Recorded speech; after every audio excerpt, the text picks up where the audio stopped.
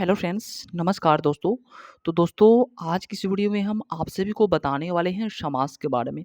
यदि आप किसी भी गवर्नमेंट जॉब का तैयारी कर रहे हैं, तो आप सभी के लिए ये वीडियो और ये क्लास काफ़ी इम्पोर्टेंट रहने वाला है। यदि आप इस वीडियो के माध्यम से यदि आप समाज समझ जाते हैं, तो किसी भी कॉम्पिटिशन एग्ज़ाम में आपका समाज से क्वेश्चन जो है यहाँ पे नहीं छूटने वाला है। यदि आप गवर्नमेंट जॉब का तैयारी कर रहे हैं या आप जो है कक्षा 10वीं 11वीं 12वीं का यदि आप स्टूडेंट हैं या आप ग्रेजुएशन भी कर रहे हैं हिंदी से, तो आप सभी के लिए वीडियो काफ़ी हेल्पफुल रहने वाला है दोस्तों। तो वीडियो अच्छा लगे तो शेयर ज़रूर कीजिएगा। तो चलिए आज की इस वीडियो में आप सभी को हम पढ़ाने वाले हैं समास। तो देखिए दोस्तों यहाँ पे आप सभी को देखने को मिल जाएगा समास की परिभाषा क्या है।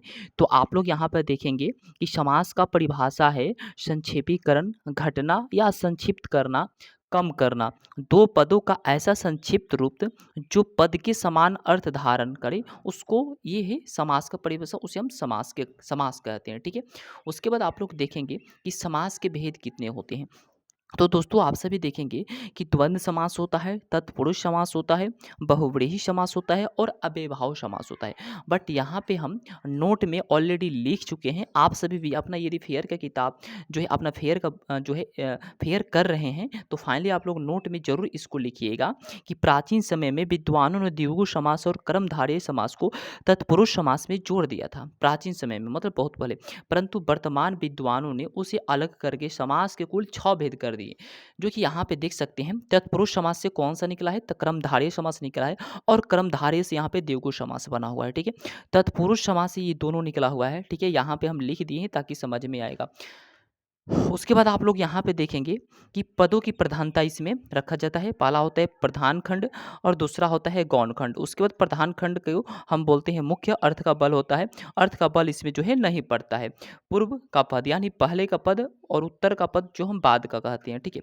जैसे द्वंद्व समास को यदि हम क्वेश्चन में आ जाए कि द्वंद्व समास, ठीक है, तो आप लोग कैसे क्वेश्चन को करेंगे कि द्वंद्व समास जो है कैसे, हम अपना एग्जाम्पल में यहाँ पे दे रखे हैं कि और अथवा या लगा करके आप जो है अपना चेक कर सकते हैं और फाइनली आप क्वेश्चन को जो है टिक कर सकते हैं। जो कि पहला हो गया मुख्य और दूसरा भी हो गया मुख्य, यानी कि दोनों यहाँ पे मुख्य होगा। ठीक है। द्वंद्व समास में यहाँ पे हम ऑलरेडी लिख चुके हैं, दोनों पद प्रधान होता है जो है द्वंद्व समास में। जैसे भाई बहन, भाई भी यहाँ पे प्रधान है और बहन भी प्रधान है। यानी कि आप लोग साफ साफ यहाँ पे समझ जाइए कि और अथवा या एवं एवं लगा हो, तो यहाँ पे जो है हमेशा द्वंद्व समास ही होगा। जैसे दो शब्द हो और दोनों प्रधान हो, तो यहाँ पे आप लोग फाइनली टिक लगाइएगा किसमें? तो द्वंद्व समास में। जैसे भाई बहन, भाई और बहन होगा। गंगा यमुना, गंगा और यमुना होगा। पाप पुण्यम, आचार विचार, माँ बाप, दाल भात, खारा खोटा, आगा पीछा, ऊपर नीचा। ठीक है। ये दोनों पद प्रधान है। तो फाइनली आप लोग यहाँ पे समझ गए होंगे कि द्वंद्व समास किसे कहते हैं। ठीक है। चलते हैं नेक्स्ट में। नेक्स्ट आप लोग यहाँ पे देखेंगे फ्रेंड्स, तो यहाँ पे पहचान के भी बारे में हम यहाँ पे दे रखे हैं। यहाँ पे जो है द्वंद्व समास का हो गया। तो यहाँ पे आप लोग देखेंगे विशेष इसमें क्या है, धर्माधर्म, पापा पाप, लाभा लाभ। उसके बाद देखेंगे पहचान इसका क्या है, तो द्वंद्व समास में दोनों पदों का संज्ञा सर्वनाम अथवा क्रिया होना चाहिए। ठीक है। यदि आप लोग जो है सर्वनाम अथवा क्रिया नहीं पढ़े हैं, तो उसका भी हम फ्रेंड्स जो है ऑलरेडी करवा देंगे। आप लोग को टेंशन लेने की बिल्कुल भी ज़रूरत नहीं है। बस आप लोग इस चैनल के माध्यम से जुड़ जाइए, आप सभी को पूरा हम हिंदी यहाँ पे कंप्लीट करवा देंगे। चलिए अब चलते हैं द्विगु समास में, जो कि दूसरा रहा। ठीक है। तो द्विगु समास में आप लोग दोस्तों यहाँ पे देखेंगे, यहाँ पे देख सकते हैं द्विगु समास का हम यहाँ पे दे रखे हैं कि इस समास में पहला शब्द संख्यावाची होता है। ठीक है। जहाँ भी देख जाए द्विगु समास और जिसमें पहला पद संख्यावाची है, तो फाइनली आप लोग को जो है द्विगु समास में टिक लगाइएगा। संख्यावाची विशेषण होता है और दूसरा पद प्रधान होता है, तो उसको हम फाइनली मान लेंगे कि यहाँ पे जो है द्विगु समास ही होगा। जैसे पंचवटी, पंचवटी में क्या आ रहा है? 5 आ रहा है ना, पंच, तो ये 5 ही संख्यावाची हो गया। पहला पद कौन क्या है? पंच जोड़वटी, यानी कि पहला पद जो है यहाँ पे क्या हो गया? यहाँ पे जो है संख्या हो गया और दूसरा क्या होगा? वटी हो गया। यानी कि यहाँ पे 5 वटों का समूह, 5 वटों मतलब वृक्ष होता है, तो 5 वटों का समूह को हम यहाँ पे क्या कहेंगे? पंचवटी। यानी कि पहला पद यहाँ पे संख्यावाची है, पंच, वटी मतलब वृक्ष हो गया, तो 5 वटों का समूह को हम क्या बोलते हैं? पंचवटी बोलते हैं। तो यहाँ पे क्या होगा? पहला पद संख्यावाची आ रहा है ना, यहाँ पे ऑलरेडी हम लिखवा चुके हैं, तो यहाँ पे द्विगु समास हो गया। चौराहा, तो चौराहा का अर्थ क्या होगा? 4 राहों का समूह। ठीक है। 4 राहों का समूह, एक इधर से रास्ता है, एक इधर से और एक इधर से और एक इधर से तो 4 राहों का समूह को हम क्या बोलते हैं यहाँ पे? चौराहा बोलता है। जैसे दोपहर, 2 पहरों का समूह, उसको हम दोपहर बोलते हैं। दुपट्टा, 2 पट्टों का समूह, जो लड़कियाँ दुपट्टा ओढ़ती है, तो 2 पट ऐसे होता है दोनों तरफ, तो उसको हम दुपट्टा, यानी कि 2 पट्टों का समूह को हम क्या बोलते हैं? यानी दू यहाँ पे आ रहा है तो संख्यावाची हो गया, तो दुपट्टा। या कौन-सा जो है समास होगा? तो द्विगु समास होगा। नवग्रह, नवग्रहों का समूह, तो यहाँ पे क्या हो गया? तो यहाँ पे द्विगु समास। नवरात्रियों का समूह, नवरात्रों का समूह, ठीक है? तो इसको हम नवरात्र, यानी कि 9 इसमें आ रहा है, तो फाइनली आप सभी को द्विगु समास में यहाँ पे टिक लगा देना है दोस्तों। बहुत ही सिंपल तरीके से आप सभी को हम यहाँ पे समझाए हैं, बहुत ही अच्छे तरीके से, ठीक है? आप लोग अच्छे से कर लेंगे। एसएससी जीडी का भी यदि आप तैयारी कर रहे हैं, किसी भी गवर्नमेंट एग्जाम में यदि हिंदी पूछ रहा है, तो आप सभी को यहाँ पे कोई भी दिक्कत नहीं होने वाला है, ठीक है? यहाँ पे संख्यात्मक और शताब्दी, यहाँ प्रधान नहीं हो सकता, और यहाँ पर शताब्दी में 100 शब्दों का समूह वर्ष होता है, ठीक है? यहाँ पे नोट में भी हम दे दिए हैं कि यदि कोई भी शब्द में संख्यावाची आ जाए तो वह शब्द द्विगु समास होगा। जैसे सप्तऋषि, नवग्रह आदि, ठीक है? सप्तऋषि यानी 7 ऋषियों का समूह क्या होता है?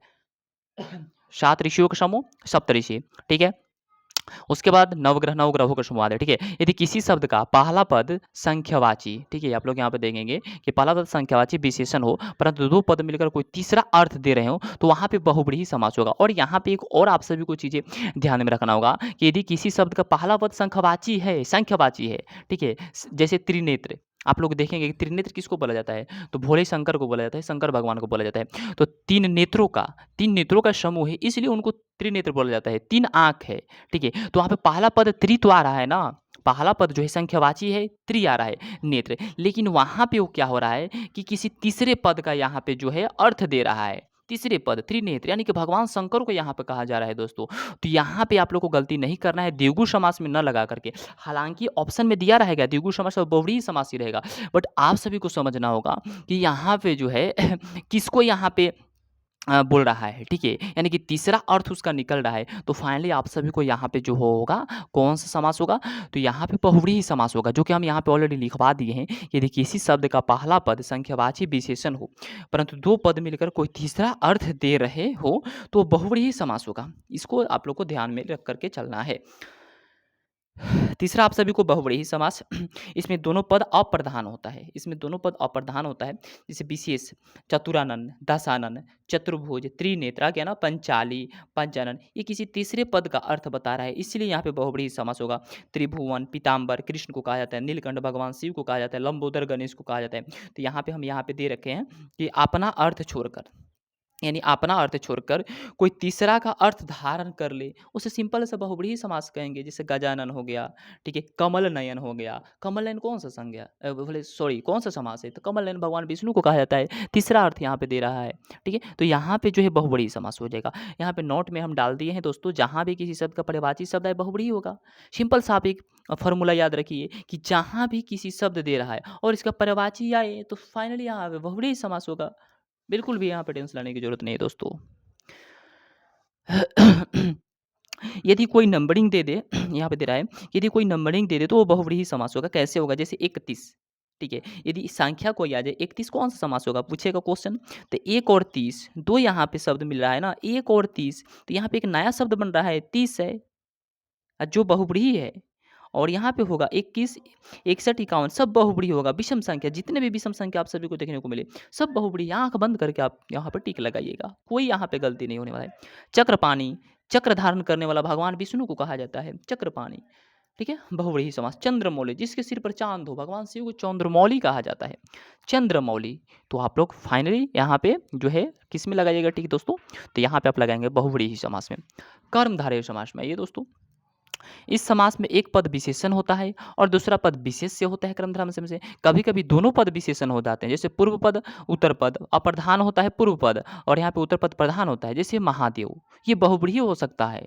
महादेव या दूसरा यहाँ पे अर्थ दे रहा है ना, तो यहाँ पे इसीलिए हम लिख दिए बहुब्रीहि हो सकता है, क्योंकि भगवान शिव का इशारा कर रहा है। पीताम्बर, यदि ऑप्शन में दिया रहे तब यहाँ पे कर्मधारय समास होगा, क्योंकि पीताम्बर, पीला वस्त्र धारण करना, नीलकमल, ठीक है? नीलकंठ, नीलगाय नीलगाय कर्मधारय होगा, क्योंकि यहाँ पे विशेषता बता रहा है। जैसे परमेश्वर, परम जो है ईश्वर, कर्मधारय समास होगा, जिसका विशेषता बताए। यहाँ पे ऑलरेडी नोट में डाल चुके हैं, जो संज्ञा और सर्वनाम का विशेषता बताता है उसे विशेषण कहलाता है। जैसे महादेव, देवताओं में जो महान हो उसको हम महादेव बोलते हैं दोस्तों। जैसे परमेश्वर, परम हो जो ईश्वर, परम हो जो ईश्वर, उसको हम बोलते हैं परमेश्वर। जैसे महात्मा, महान हो जो आत्मा, महात्मा का अर्थ क्या होता है दोस्तों? आप सभी को पता है, महात्मा का अर्थ होता है कि महान हो जो आत्मा, यहाँ पे विशेषता बताया जा रहा है, ठीक है? इसी को वजह से विशेषता बताया जा रहा है, इसी इसी को वजह से हम यहाँ पे क्या बोलेंगे? कर्मधारय समास होगा, ठीक है? तो यहाँ पे नोट में डाल चुके हैं, आप लोग भी डाल लीजिए कि जो संज्ञा और सर्वनाम का विशेषता बताता है, विशेषण कहलाता है, जैसे महादेव देवताओं में जो महान हो उसे महादेव कहते हैं। आइए अब अव्ययभाव समास में। अव्ययभाव समास पहला पद अव्ययी होता है, ठीक है? यहाँ पे अव्ययवाची होता है, जैसे उपसर्ग और विशेषण, ठीक है? उपसर्ग प्रत्यय आप सभी पढ़े होंगे, प्रधान, यथाशक्ति, यथाशीघ्र, यथाधर्म, यथाकर्म, ये सब क्या होगा?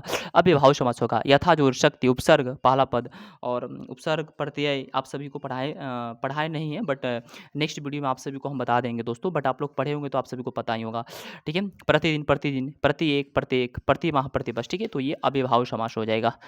ओके दोस्तों, उसके बाद आप लोग यहाँ पे देखेंगे नेक्स्ट अनुरूप, अनुजोर रूप, जैसे अनुगमन, अनुचर, अनुजोरचर, इसमें उपसर्ग आ रहा है, ठीक है? तो यहाँ पे जो है आप लोग फाइनल यहाँ पे मारेंगे किसमें? अव्ययभाव समास से आमरण, आमरण जो है आगमन, आगंतुक, धीरे-धीरे, बार-बार, कभी-कभी, सब क्या अव्ययभाव समास, तत्पुरुष समास में आएंगे, ठीक है? पूर्व पद होता है, इसमें उत्तर पद होता है, सहायक होता है, पूर्व पद और प्रधान होता है, ठीक है? यहाँ पे दोनों पद किसी न किसी कारक चिन्ह से बंधे होते हैं, तो तत्पुरुष समास हो जाएगा। जैसे यहाँ पे तत्पुरुष समास से कर्मधारय निकला हुआ है, कर्मधारय में उत्तर पद प्रधान होता है और कर्मधारय समास से निकला। द्विगु समास इसे भी उत्तर पद होता है, जैसे राजपुत्र, राजा का पुत्र, क्या होगा? तत्पुरुष समास होगा। राजा रानी, राजा की रानी, रोगग्रस्त, रोग से ग्रस्त, घुड़सवार, घोड़े पर सवार, ठीक है? तो यहाँ पे जो भी ये शब्द आएगा, पूर्व पद, बाद का पद, उत्तर पद और सहायक और प्रधान होगा, तो यहाँ पे तत्पुरुष समास होगा, ठीक है? जो कि आप सभी यहाँ पे देख सकते हैं। तत्पुरुष समास के भेद यहाँ पे कर्ता ने, कारक को हो गया, कारक का नाम यहाँ पे कारक चिन्ह, कर्ता ने कर्म को करण से के द्वारा संप्रदान किए को लिए अपदान से अलग, आप सभी को रस में पढ़ाएंगे इसको, संबंध का, की, ना, ने, नी, रा, रे, री, अधिकरण में, पर, ऊपर, ये आप सभी को टोटल हम कंप्लीट करवाएंगे दोस्तों।